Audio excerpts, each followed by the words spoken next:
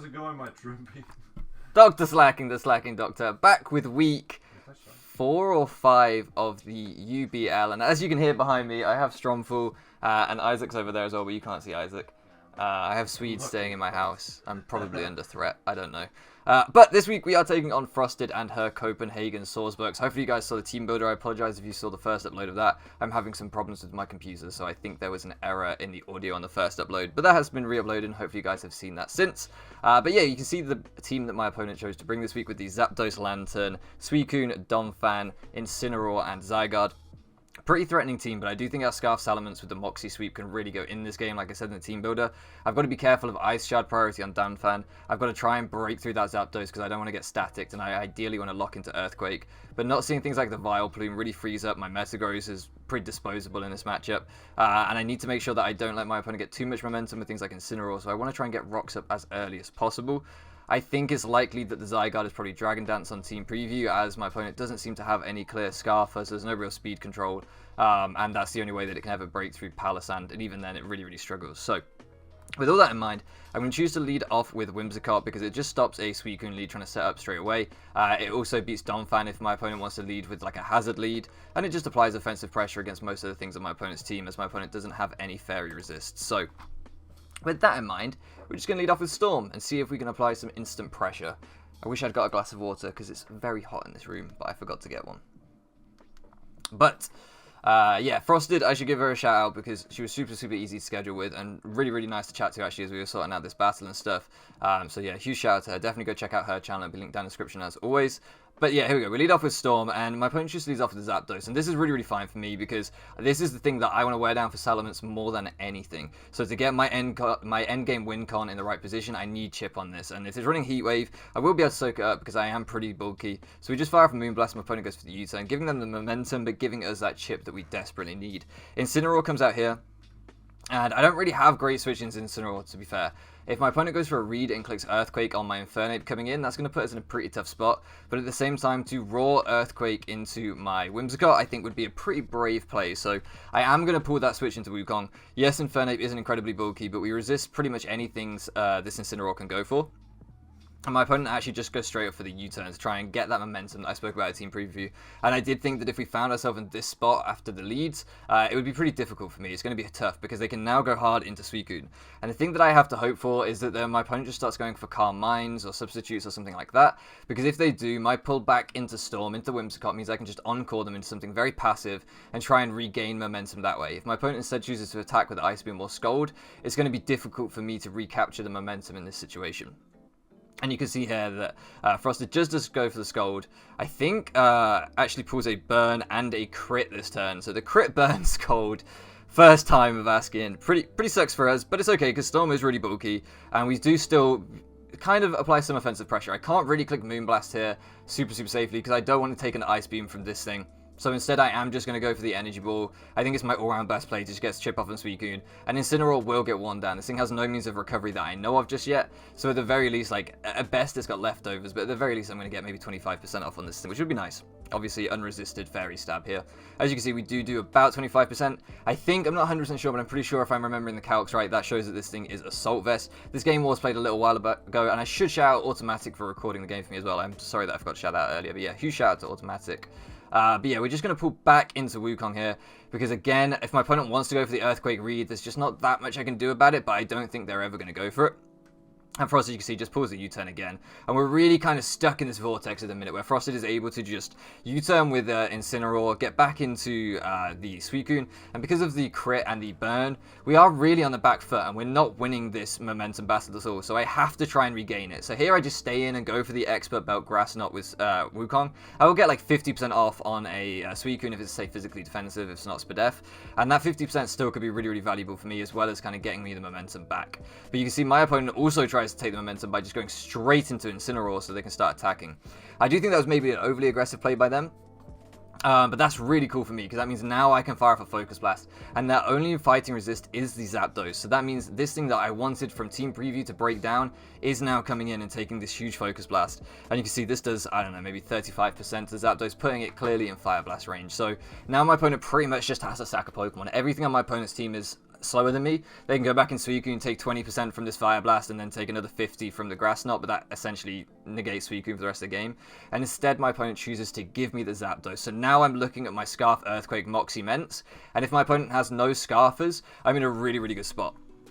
The second thing about playing this way with Infernape was that when I lost that momentum and I was just stuck in the cycle, if I could kill anything with Infernape, that nearly always guaranteed brought out Zygarde to revenge kill. I've already shown the Grass Knot now with the Expert Belt, so I don't think my opponent's ever going to go Suicune and take 50% to revenge kill me when they can go into Zygarde knowing I'm not Scarf. And that's really, really key for me as well, because that means that I can go hard into my Palisand, any hit this thing can go for, and I get my rocks up.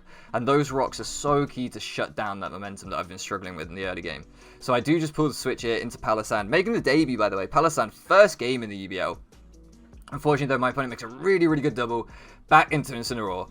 This applies a ton of offensive momentum, but I'm pretty sure, the team builder was recorded a few days ago, I'm pretty sure I was Colbert Berry on this set, so it's definitely a good switch by my opponent, but obviously I know with my Palisand that I can take any hit from this thing, and also they haven't yet shown the Earthquake, so whilst it is a good play by them, they're not really getting too much out of it, because they're just pivoting around on my Infernape, but not really getting any damage off on anything. Here I just leave the Palisand in, because like I said, I'm pretty sure we were Colbert Berry, and this is what I want. I just want rocks up so that I can pressure those switches, and I can do something about it. Now that Incineroar can't keep coming in on my Whimsicott and just clicking U-turn and getting all that momentum, now it's going to take 25% plus a Moonblast. It's going to take 50% coming in hard on my Whimsicott. So that's a really, really nice turn there. Here the Suicune comes out. I can just play it safe, go hard into Whimsicott. That's what Storm's on the team for. I don't need to worry. My opponent makes another aggressive double back into Incineroar to shut down my Whimsicott. This is really, really good plays in terms of really stopping me from being able to do much damage at the minute. Since my Infernape got in and got a few moves off, I've just been shut down completely. I haven't been able to do anything any turn with these doubles. But now that we have rocks up, my opponent's actually losing more by making these doubles in terms of HP than I could do with them with my moves anyway. So I'm not really losing too much here. Storm comes back in. I still have my safe switch in Infernape. If my opponent chooses to U-turn again, then they've only got one more rock switch in, and that's perfect. All I have to do is make sure Donphan never gets that rapid spin-off, and we'll be in a good spot. I actually go into Big Steve here. I don't even remember my play. I go into Big Steve here. I guess if my opponent goes for the Earthquake, I've got the Shooker anyway. And I'm just sacking this thing at this point because Big Steve, like I said, was super expendable at Team Preview. Once I saw that Vileplume didn't come, I didn't really need Big Steve for anything specifically. As my opponent does go into Donphan here, and I'm like, okay, well, if they want to go for the Rapid Spin, Donphan is the other thing that stops Salamence from sweeping with Ice Shard. So I can just get huge chip off. So we go for the Zen Headbutt. I don't need Big Steve in this game. If I can get chip off, that's huge. Unfortunately, we miss the Zen Headbutt, and my opponent goes for the Quake. But that's okay because, like I say, we have the Sugar Berry. We're going to live this. And the fact that my opponent isn't going for Rapid Spin or setting their own rocks is far better for me than even keeping Big Steve around. So I'm happy to lose Big Steve here in exchange to keep rocks up and keep rocks off my side of the field. We go for another Zen. It's just my best way of hitting this. It doesn't do a lot, as you can see there. As my opponent fires off a Toxic, predicting me to switch out. I think I can understand that they might expect me to want to preserve Big Steve and go into Whimsicott, but I still really need Whimsicott for Suicune. I can lose to Calm Mind Suicune if I don't have Whimsicott. So to me, it's much better to sack Metagross than to keep sack Whimsicott. I need that for the end game far more. So we do let Big Steve go down, the Donphan picking up a KO, but it didn't get Rapid Spin off, it didn't get Stealth Rocks up, and now I can go into Whimsicott. And the reason I go into Whimsicott here is Infernape actually guarantees the OHKO with Grass Knot. With the investment that we have plus the Expert Belt, it does more with Grass Knot than Whimsicott does with Energy Ball. However, I want to try and bait my opponent to go for the Ice Shard if they have it. Infernape doesn't do that. Infernape just forces a switch out, whereas this thing actually forces my opponent to, or tempts my opponent to stay in and give me the Donphan. If this Energy Ball can KO or at least put it in range of rocks, which it looks like it should do, then I know that this thing can no longer Ice Shard my Salamence. So yeah, we do lose a lot of HP on Storm there. But more importantly, our Salamence is now looking incredible. The two things we needed to get rid of have both gone down. So if I can just get Salamence in and click Earthquake, we can potentially run through my opponent's whole team at this point. In comes the Incineroar. Obviously, this thing can intimidate me, but with Moxie, that doesn't really stop Salamence either, so that's fine. We can stay in with Whimsicott here, potentially go for a Moonblast, but I'm not sure if it will KO, and I still do not want to lose to Calm Mind Suicune. There's just no reason to lose Whimsicott here, because I can always go hard into it. Suicune goes for Calm Mind, I can Encore it into it, and it's just completely shut down. So instead, my opponent goes for the Fire Punch, now trying to apply that offensive pressure with Incineroar that wasn't really around earlier. I can go for the Vacuum Wave, 100% accurate way of making sure this Incineroar goes down. I don't need to risk Focus Blast. Even if I lose Infernape at this point in the game, it's already done its job. It's really not necessary. Once the Zapdos went down, Infernape had done all it could. Out comes the Zygarde, and I may as well go hard into Palisand here. There's no reason not to. Palisand eats up any hits from this thing, and I might be able to get some intel on its set, because for right now, I don't know if it's Dragon Dance, and if I say go for a Focus Blast on this thing and miss when it goes for a Dragon Dance, that might put me in a bit of a difficult position. I don't want this thing getting to +2/+2 on me, so I just go hard into Palisand. We chew up that hit. Easy, easy. This shows this thing is not a boosting item, so in my head I'm thinking, okay, it's probably Scarf then to revenge kill Salamence. I'm guessing that's what it is, but it could easily be Habanberry as well and still have Dragon Dance.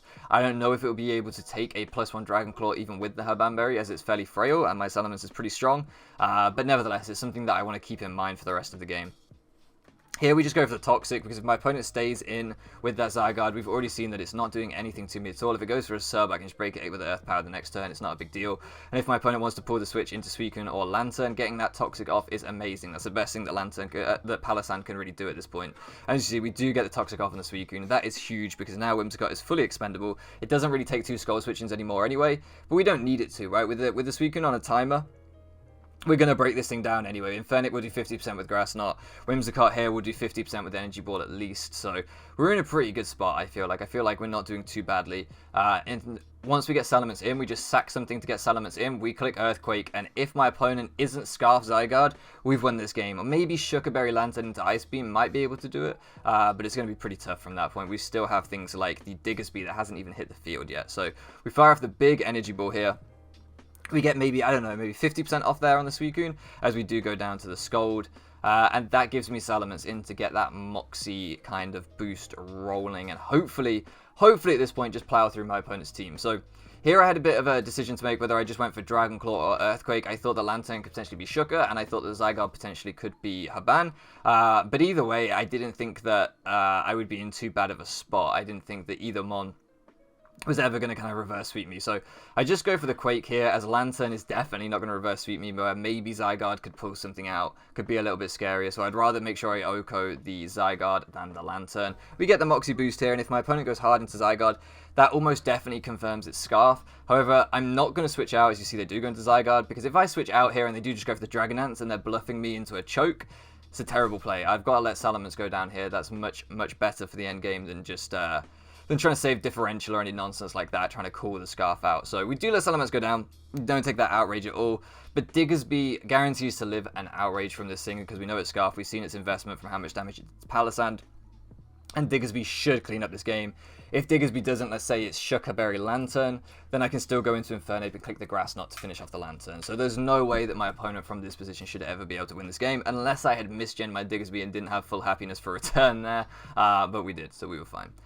In the Lantern, I think, is the last Mon, if I'm not mistaken. It hasn't hit the field yet either. Takes a little bit of Rock Chip. Earthquake could kill, I think, even through Shuckerberry if it's like offensive Lantern. Not that that's particularly a thing. But as you can see here, there is no berry on the Lantern. And we pick up the 3-0 win, I want to say. Salamence, Whimsicott, maybe a 4-0 win. No, it's 3-0. 3-0 win. I can't remember what the other Mon that fainted was, but definitely a 3-0 win, I think. Definitely GG to Frosted. I thought she played super well. In the early game, she was applying Big Steve, that was the other one that fainted, Metagross. She was applying a ton of momentum pressure with her Incineroar, Suicune, kind of Fire, Water core there. It was really difficult for me to deal with. And yeah, it was tough. It was tough, but she played super well, and our Scarf Salamence was just good building to clean up the game. I'm going to go and discipline some Swedes that are clearly misbehaving in my very professional YouTube video. Thank you so much for listening around with me, and I'll catch you again next time.